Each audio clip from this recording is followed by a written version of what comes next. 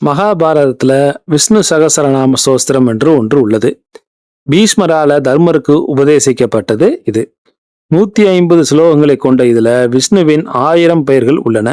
சகசரநாமம் என்றாலே 1000 நாமம் என்று அர்த்தமாகும். 1000 நாமம்னா பெயர், 1000 பெயர்கள் கொண்டது அப்படின்னு அர்த்தமாகும். சிவ சகசரநாமம், லலிதா சகசரநாமம் என்று நிறைய உள்ளது. இருந்தாலும் கூட விஷ்ணு சகசரநாமமே மிகவும் புகழ் பெற்றது. இதற்கு ஆதிசங்கரர் அத்வைத தத்துவ நெறியிலும், பராசரப்பட்டர் வசிஷ்டத்வைத தத்துவ நெறியிலும், ராகவேந்திரர் துவைத தத்துவ நெறியிலும் உரை எழுதியுள்ளார்கள். அவ்வளவு சிறப்பு பெற்றது இந்த சகசரநாமம். பாரத போருக்கு முன்னால பகவத்கீதையை அர்ஜுனனுக்கு கிருஷ்ணர் உபதேசித்தார்.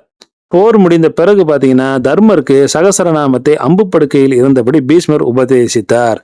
அதனால இது பகவத்கீதைக்கு சமமான ஒரு பவர்ஃபுல்லான மந்திரங்கள் ஆகும்.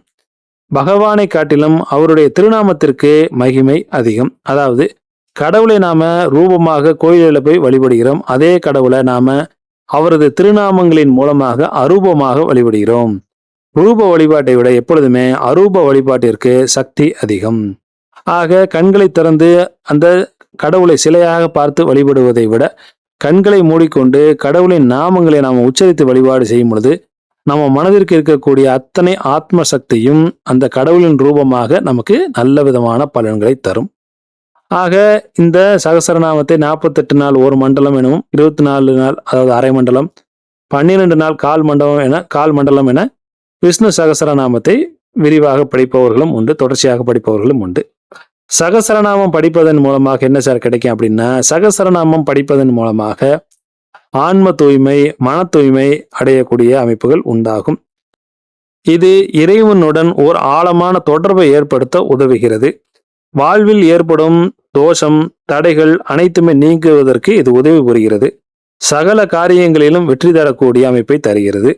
மன அமைதி தரும். சகல நோய்களிலிருந்தும் நிவர்த்தி ஏற்படுத்தக்கூடிய அமைப்பை இந்த சகசரநாமம், விஷ்ணு சகசரநாமம் தருகிறது.